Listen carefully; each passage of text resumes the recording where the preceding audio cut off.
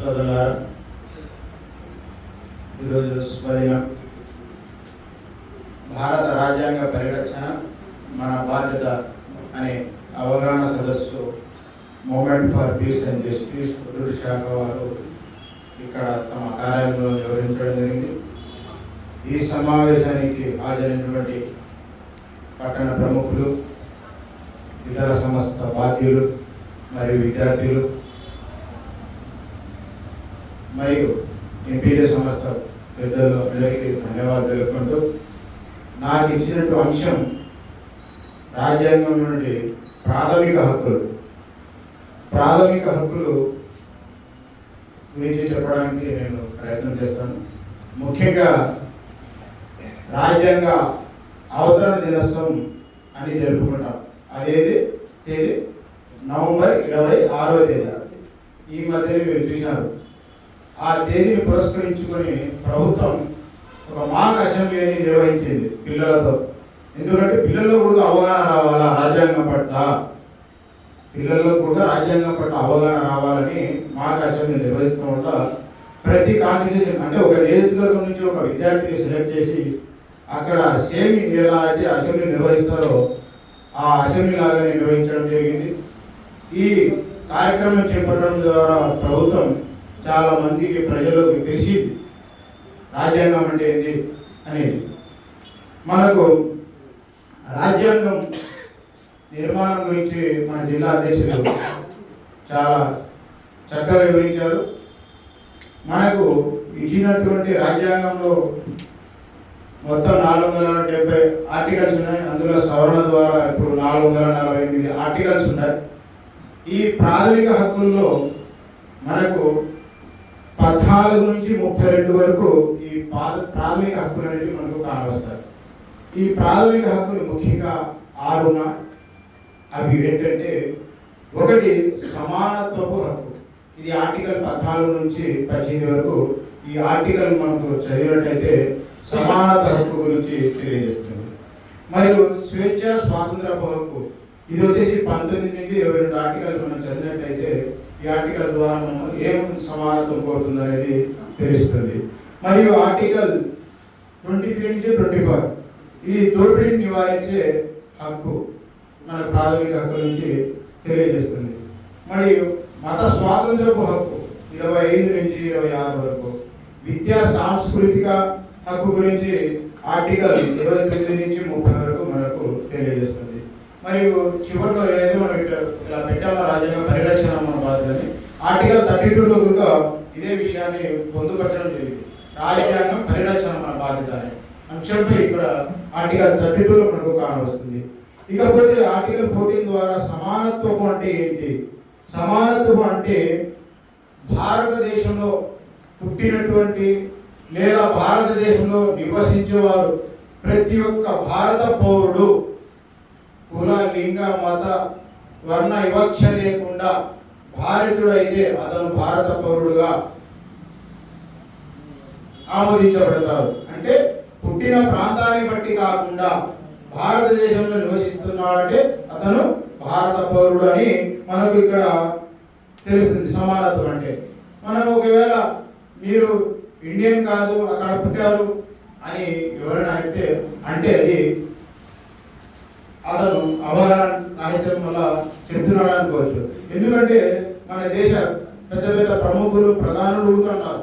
పాకిస్తాన్లో జన్మించినటువంటి ఎల్కే అద్వానీ గారు, ప్రధాని మన్మోహన్ సింగ్ గారు, ఐకే గుజరాల్ గారు, వీళ్ళంతా పాకిస్తాన్లో పుట్టారు. వాళ్ళు పాకిస్తాన్లో పుట్టారు కాబట్టి వాళ్ళు భారత పౌరులు కాదంటే అలా అవుతుందా? ప్రధానే కాదు అది. మరియు మౌలానా అబుల్ కలాం ఆజాద్ ఇదే నెలలో ఆయన జన్మదినం జరిగింది 11 నవంబర్న. ఆయన పురస్కరించి కూడా జాతీయ దినోత్సవం జరుపుకుంటాం. ఆయన ఎక్కడ పుట్టారు? సౌదీ అరేబియా మక్కాలో జన్మించారు. అనా సౌదీలో జన్మించి ఇక్కడ భారతదేశానికి వచ్చి స్వాతంత్ర పోరాటంలో చాలా చురుకైన పాత్ర పోసినటువంటి వ్యక్తి. అలాంటి వ్యక్తులను మనము మీరు ఈ దేశంలో పుట్టలేదని చెప్పగలమా? అదే రాజ్యాంగం కూడా మనకు ఆ హక్కును కల్పిస్తుంది. భారతదేశం ప్రతి పౌరుడు సమానత హక్కును గుర్తు గుర్తిస్తుంది. ఆర్టికల్ 18 నుంచి 22 వరకు, 14 నుంచి 18 వరకు. ఈ విధంగా సమానత్వాన్ని మనము చూడవచ్చు. ఎవరినైనా సరే నువ్వు ఫలానా కులస్తుడు అని ఎస్సీ ఎస్టీ మైనార్టీ ఇలా ఓసీ అని ఎవరినైనా సరే కుల వివక్ష లేకుండా చూడాలా.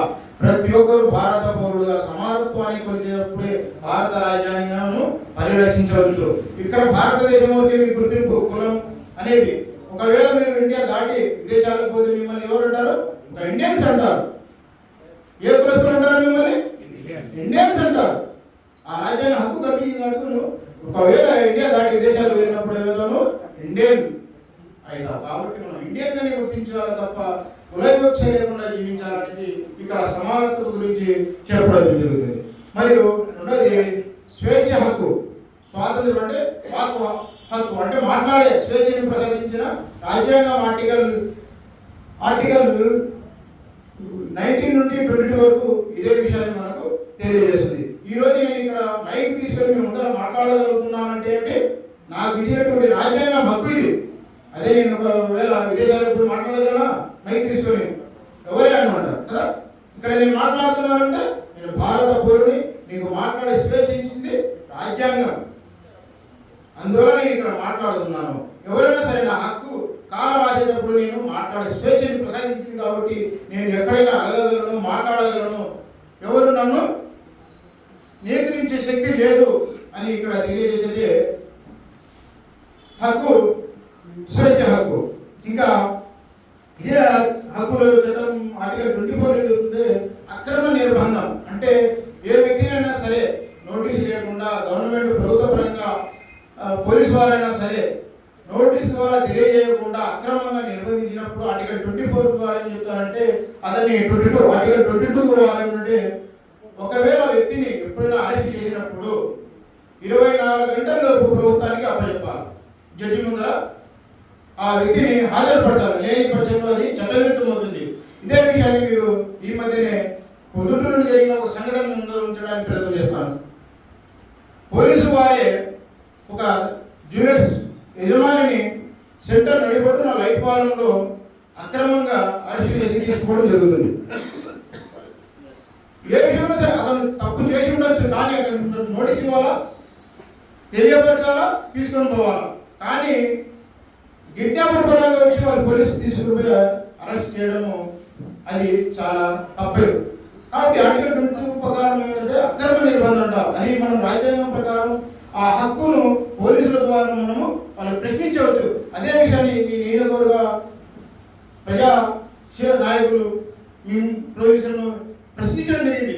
ఆ ప్రశ్నించడం ద్వారా చెప్పారు, సూటిగా చెప్పారు, మీకు పోలీసు వారికి ఏ రాజ్యాంగం ఇచ్చిందే హక్కు అక్రమంగా అరెస్ట్ చేయడానికి?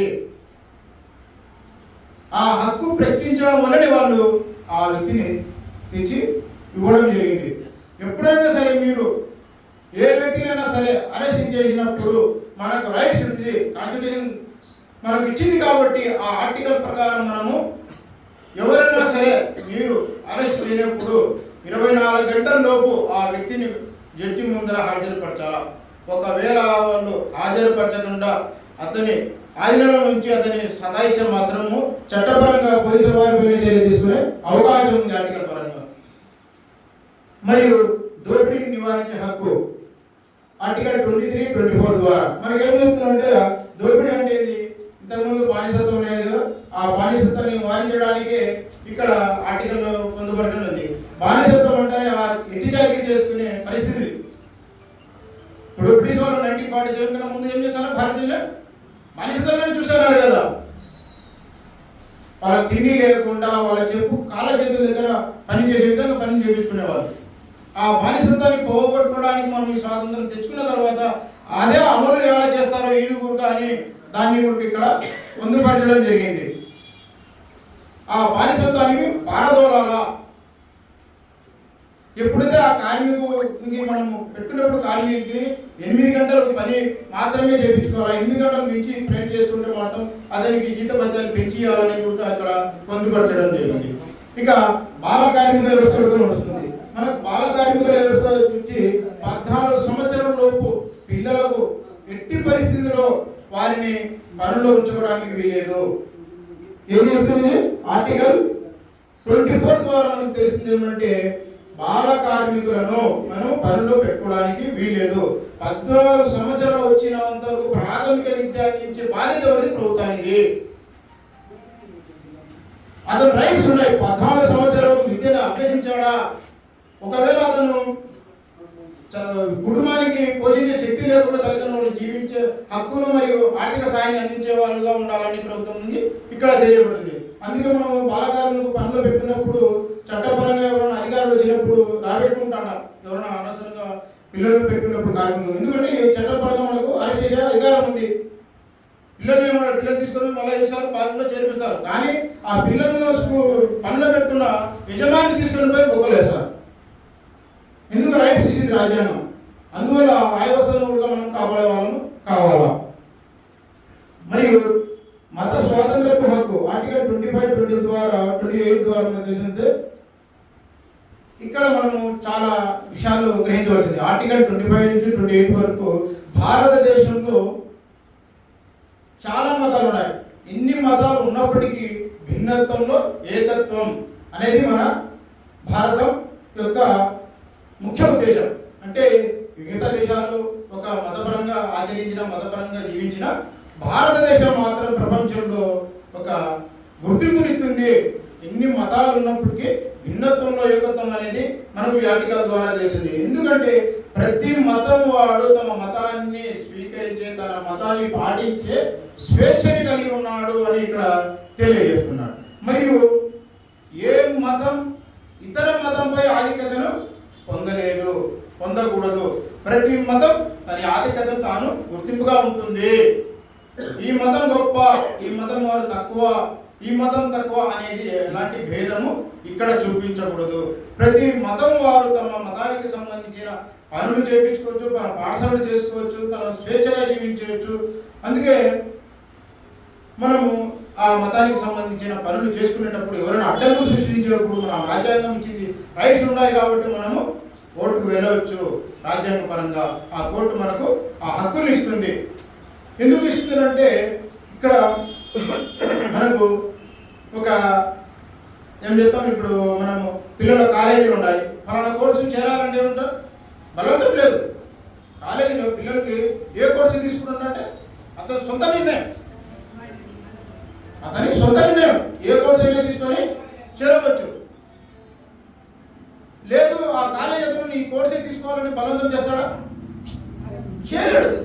అలానే భారతదేశంలో నీకు నచ్చిన మతాన్ని స్వీకరించే స్వేచ్ఛనిస్తుంది. ఏ మతాన్నైనా నువ్వు అవలంబించవచ్చు. ఆర్టికల్ మనకు స్పష్టంగా చెప్తుంది, బలవంతం లేదు. ఈ విధంగా మనము మతాల పరంగా జీవించే హక్కును మనకు రాజ్యాంగం కల్పించింది. మరియు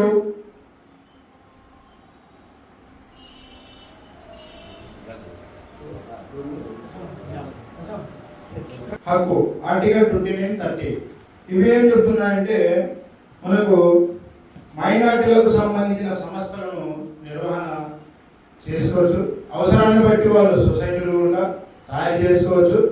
తమకు నచ్చిన విధంగా కార్యక్రమాలు అంటే రాజ్యాంగానికి లోబడే ఇలాంటివి సంస్థలు నిర్మించుకొని తమ యొక్క సాంస్కృతిక పనులు చేసుకోవడానికి, లేదా తమ యొక్క స్వయంగా వృత్తిపరంగా ఏదైనా సొంత పనులు తన వృత్తిపరంగా ఉంటారు. ఒక మంచి లిపి ఉంటారు కదా, ఏదైనా కార్మికుడు తన సొంత లిపిని తాను చేసుకునే స్వేచ్ఛనిస్తుంది. అలాంటిది ఈ సంస్థ ద్వారా ఈ విద్యా సాంస్కృతిక చట్టం ప్రకారం మనము మైనార్టీలు తన అవసరాలను బట్టి సొసైటీలు నిర్మించుకోవడానికి, మరియు ఏదో ఇప్పుడు జరుగుతున్నటువంటి మదరసాల ఏదేమి దాన్ని సొసైటీ కిందకి తీసుకోవచ్చు. ఈ తన యొక్క సంస్కృతిని గుర్తింపుగా ఉంచుకోవడానికి, తన యొక్క భద్రతకు ఎక్కడైనా లోపం వస్తుంది అనే విధంగానే ముందే గ్రహించినటువంటి అంబేద్కర్ గారు ఈ విషయాన్ని గ్రహించి అక్కడ చట్టంలో పొందపరచడం జరిగింది. ఇప్పుడు చూసినట్లయితే ఆ యొక్క చట్టాన్ని తొందరగా తొక్కడం జరుగుతుంది. మనము ఈ ఆర్టికల్ ద్వారా ప్రభుత్వానికి ప్రశ్నించవలసి ఉంది. మరియు రాజ్యాంగ పరిరక్షణ యొక్క హక్కు. ఇప్పుడు ప్రస్తుతానికి మీరు చూసినట్టయితే మన భారతదేశంలో రాజ్యాంగానికి లోబడి పౌరులకి సమాన హక్కులు దొరుకుతున్నాయంటే ఆ విధంగా జరగడం లేదు. అందుకే ఇక్కడ యొక్క రాజ్యాంగం యొక్క సదస్సులను పెట్టి ఆ సదస్సు ద్వారా పౌరుని హక్కులు ఏమి అవగాహన రూపంలో మనము ఇక్కడ పొందుపట్టాము. ఇదే యొక్క రాజ్యాంగ పరిరక్షణ హక్కు 6వ ప్రాథమిక పాయింట్ ఏంటంటే ఏదైనా వ్యక్తిని అక్రమంగా అరెస్ట్ చేసినప్పుడు ఎక్కడికి పోవాలన్నా సుప్రీంకోర్టు ద్వారా చిట్ట చివరిగా ముందు ఒక హక్కును కాపాడుకోవడానికి పట్టణంలో ఉన్న కోర్టు ద్వారా, మరి దాని తర్వాత జిల్లా కోర్టు తర్వాత హైకోర్టులో కూడా న్యాయం దొరకని పక్షంలో మనం ఎక్కడికి పోవాలా? సుప్రీంకోర్టు ద్వారా ఈ హక్కును రాబట్టుకోవాలా. ఇవి మనకు ప్రాథమికమైనటువంటి 6 ప్రాథమిక హక్కులు. ఇవి ప్రభుత్వము ప్రజలకు ఇవ్వవలసిన హక్కులు ఇవి. ఒకవేళ ఇవ్వని పక్షంలో ప్రజలనే అడిగి తీసుకునే హక్కును ఇక్కడ రాజ్యాంగం మనకు కల్పించింది. అందువల్ల మనము ఈ రాజ్యాంగం గురించి తెలుసుకోవాల్సిన అవసరం ఉంది. మనము కాలేజీలో కూడా అవగాహన సదస్సు పెట్టాం. కాలేజీలో పిల్లలకు అక్కడ ఉన్న సార్ కూడా అడిగి చెప్పేటప్పుడు అంటే ఈ రాజ్యాంగ అవగాహన చెప్తూ మంచి కార్యక్రమం పెట్టారు సార్. మా యొక్క స్పీకర్ వచ్చిన వాళ్ళ కాలేజ్ స్టూడెంట్ అంటే డిగ్రీ చదివే పిల్లల్ని అడిగితే రాజ్యాంగం గురించి ఏమైనా తెలుసా అంటే తెలియదనే సమాధానం వచ్చింది. ఆ సబ్జెక్ట్ 10th క్లాస్ తెలుస్తుంది కానీ పిల్లలు మర్చిపోయారు. ఆ అవగాహన కల్పించడం లేదు. అందువల్ల వాళ్ళు రాజ్యాంగం అంటే ఏమైంది కానీ తెలియడం లేదు. అందువల్ల ముఖ్యంగా విద్యార్థుల్లో జాగృతి పరచాల్సిన అవసరం ఎంతైనా ఉంది. ఇది రైట్స్, కాన్స్టిట్యూషనల్ రైట్స్ మనకు తెలిస్తే మన యొక్క హక్కులు తెలిసి ఆ హక్కులు రాబట్టుకునే వాళ్ళు అవుతాం. ఇంకా మనకు తెలిసి జ్యుడిషియల్ కూడా ఉంది. లాస్ట్లో ఒక రాజ్యాంగ వ్యవస్థలో మనకు న్యాయశాఖ కూడా ఉంది. ఆ న్యాయశాఖ మనకు మొట్టమొదటిగా ప్రథమ పౌరుడు ఎవరంటే మన రాష్ట్రపతి అని అంటాం కదా. భారతదేశానికి ఎవరు ప్రథమ పౌరుడు? రాష్ట్రపతి. కానీ కార్యనిర్వహణకు వచ్చేటప్పటికి ప్రథమ పౌరుడు మారిపోతాడు. అమెరికాలో ఉన్నట్టు ప్రెసిడెంట్ ఆఫ్ అమెరికాకు పవర్ఫుల్, అదో ప్రథమ పౌరుడు అక్కడ అమెరికాని చూసే. ఇండియాకు వచ్చేటప్పటికి